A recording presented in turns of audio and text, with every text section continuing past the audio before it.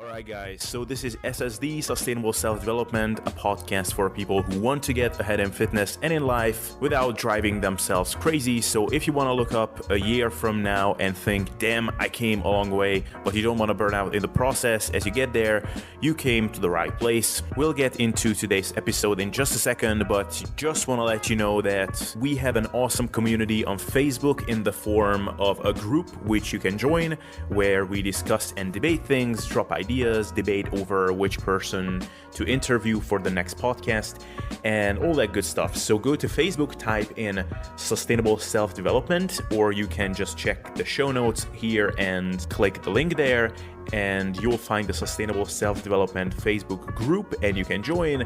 Also, not sure where you're listening to this right now, but this podcast is available on a variety of platforms: iTunes, SoundCloud, Podbeam, and YouTube. You can find it on all of these platforms if you just type in Sustainable Self-Development, because luckily nobody is weird enough to name themselves in such a way except me. So look me up on these places and follow the show by subscribing so that you don't miss future episodes. And with that, let's get into the show. Alright guys, in this episode, let's talk about hunger. And more specifically, let's talk about hunger in a context in which it's typically not talked about, because usually we talk about hunger in the context of how to manage it or how to keep it under control, especially during dieting phases. And in this episode, I'd like to talk about a question which I haven't really heard about being addressed too much. And that is the question of how much hunger is okay during a diet. And when it comes to this question, I sort of heard two lines of thought, which were not really long and elaborated discussions, but more so just short sound bites or little mantras that people like to throw out here and there. And one of them was more so along the lines of you should never struggle with hunger on a well-designed and intelligently put together fat loss diet.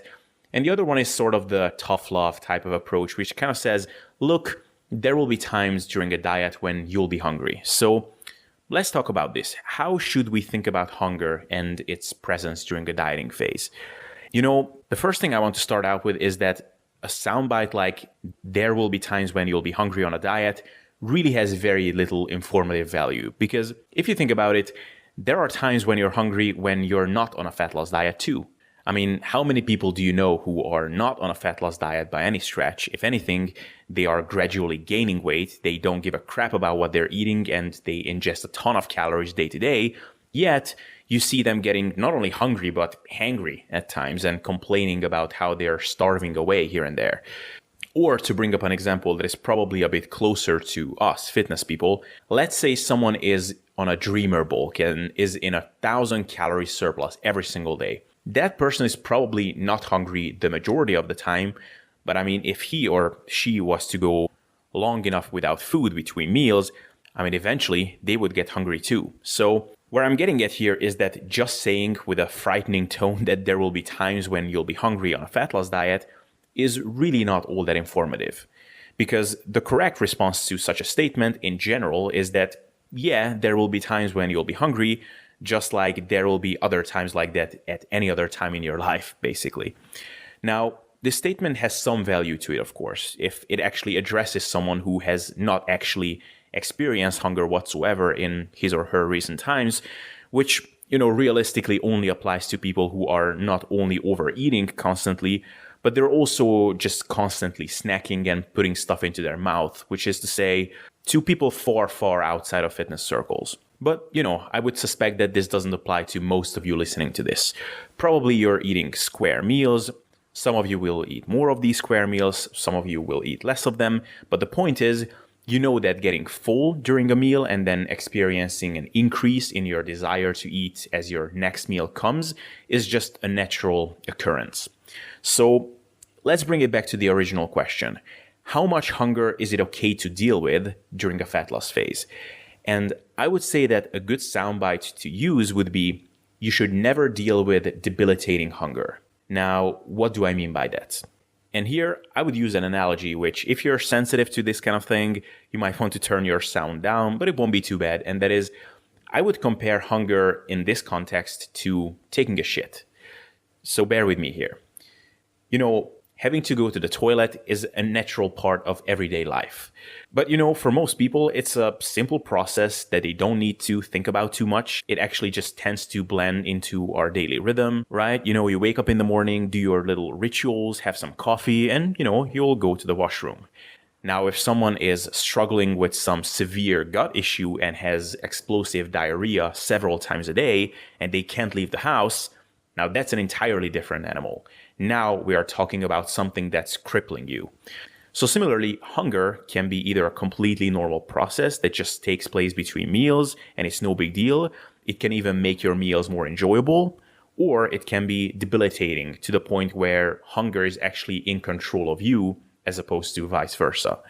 So is looking forward to a nice, satiating, wholesome meal and feeling like, man, I could eat now, before you sit down to eat, is that normal? Fuck yes, it is. Is it normal to struggle to fall asleep at night because you're so hungry? Or when you do fall asleep, just dreaming about food and, not pancakes and ice cream, but just dreaming about eating some more salad and protein? Or to not be able to concentrate on your work during the day for more than an hour because you just can't stop thinking about your next meal? Is that normal? No. Barring a few special instances, such as being 5.5% body fat and trying to get down to 5% body fat for a bodybuilding contest, for example, where, your body is just trying to get you not die by making you crazy hungry, or if you're doing a crash diet and you're purposefully starving yourself to lose weight as quickly as possible, these should not be problems that you're struggling with. I have some memories from the first time that I got down to about 8% body fat. I remember certain instances when I was walking home and I just looked up the hill where my flat was. I was living on top of this little hill and my heart was just sinking that I have to walk up there and I need to go through all of that before I get to eat finally. And that was definitely a sign of me being just way too aggressive with my dieting strategies. Now, is it inevitable that the degree to which you're looking forward to your meals will increase a lot compared to baseline? Or that you will leave some meals feeling a little deprived or like you were hungry for more, but you said no to yourself to stay within your numbers?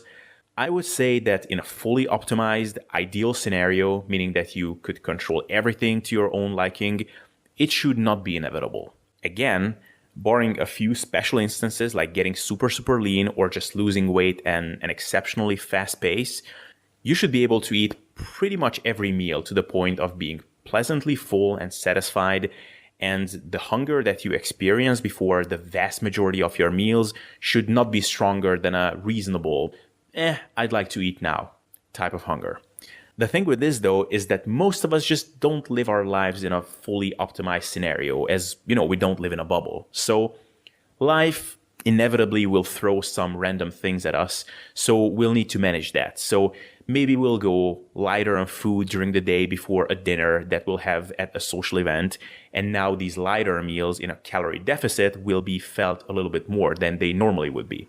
Or maybe on some days we won't be able to eat our meals when we normally would, and waiting another 2 to 3 hours before our meals will be felt a little bit more than it normally would be because we're already in a deficit. So the point is, because we can't always eat and operate like clockwork, in reality, there probably will be times when we will have to deal with things like this. To use myself as an example, I'm currently cutting, and hopefully it will be coming to an end soon. I eat on average 4 meals a day, so let's say 28 meals a week on average. I would say that 20 to 24 of these meals can be eaten until complete, pleasant satiety. I don't need to battle myself through hunger before them, and it's just smooth sailing for the most part. For the other 4 to maybe 8 meals a week, there might be something which will force me in a non-ideal situation, and thereby will force me to deal with some hunger here and then. So maybe I'll be in a place where I can't eat my regular satiating foods that will allow me to eat to satiety and not overeat, and I'll need to eat something more calorie dense, so I'll need to control my portions more, and then I'll feel like eating more at the end of that meal. Or maybe I will get to my meal a few hours later than I normally would be, so now that I'm already dieting, I'm like, man, do I want to eat now by the time I get there. But for the most part, hunger is not in control of me, I'm in control of it. In fact, I would argue that during the fat loss phase, even though, yes, your caloric intake decreases, for the most part, because food quality and the average satiety index of your diet improves so much, up to a point at least, there's often not necessarily an inherent need to experience greater levels of hunger at all. Now, obviously, this will depend on how big of a gap there is between your regular diet in terms of composition and your fat loss diet. But for most people, there is usually a pretty big room for improvement. So maybe now you're getting a couple of 100 calories worth of rice cakes every day. Maybe now you can replace them with fruits or berries, which are a lot more satiating. So usually you can get a lot of low-hanging fruits like this, no pun intended.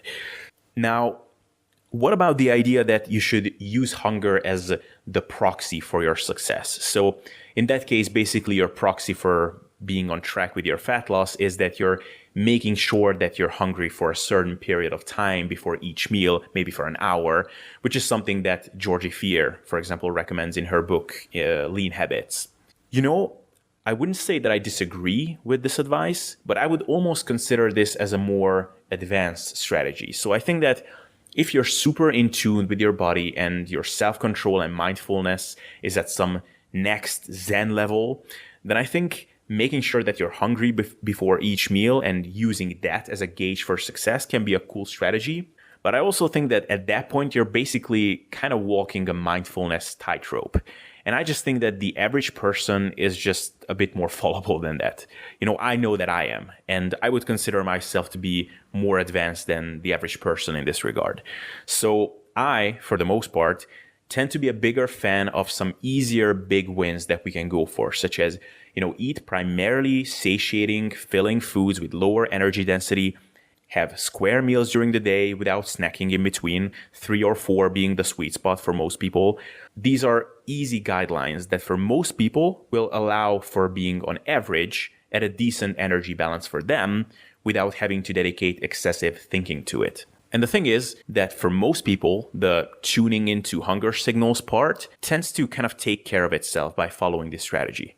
I mean, if you eat 3 or 4 meals a day, distribute them across the day in some reasonable fashion, so, you know, maybe 3 to 6 hours apart, and you base those meals for the most part on filling, lower energy density foods, then your hunger and satiety signals will fall into a normal pattern where you'll get nice and full from your meals, and before your subsequent meals, you'll get a bit hungry.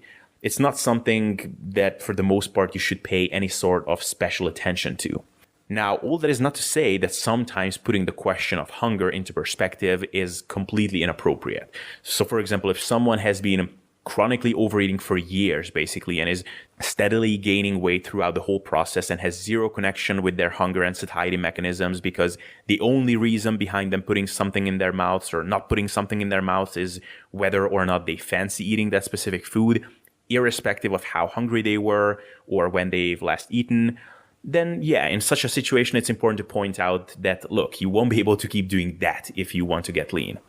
Or if someone has been eating by the numbers for so long that every meal is solely put together based on what their macro calculator says and have completely lost touch with their own bodies over time, then it can be useful to give someone some guidelines on this. I like to apply some easy mental heuristics here, such as asking yourself whether you're hungry for some pretty bland foods, such as some plain lean meat and salad. And if the answer is yes, then you are actually hungry and not just cravey. I also like the concept of making yourself fundamentally cravey for low-calorie, moderate to low palatability foods for the most part. So if you're generally looking forward to veggies, fruits, lean protein sources, and the like, then you're most probably in a good spot with your energy balance. But for the most part, just simply following the simple guidelines of eating a reasonable number of meals a day without snacking in between and making smart food choices should take care of this problem. So, once again, all in all, the answer to the question of do you need to be hungry to get lean? The answer is, if you're dieting down to non-exceptional levels of leanness, you should basically be more or less just as hungry during dieting as during non-dieting, with the occasional exception when you're not able to control things with your food choices and meal timing in an optimal manner. So unless you're dieting down to contest level leanness or you're losing weight at an exceptionally high pace, you will be hungry during dieting. but not necessarily because you're dieting, but because you're human. Alright guys, I hope you enjoyed this episode. If you did, please leave a comment and subscribe if you watch this on YouTube. If you listen to this on iTunes, please leave a rating to help this stuff grow. SoundCloud and Podbeam, you can just follow me to be notified on future episodes. And to be a contributing member of this podcast, join the Sustainable Self-Development Facebook group where you can drop ideas about future podcasts. I very often ask my listeners for tips and advice on who to get on next. So if you're interested in getting into discussions like that, be sure to join the Facebook group. And if you don't want to go through the searching process, just click one of those links in the show notes/video description. It is all there. All right, thanks for hanging around up until now, and see you next time.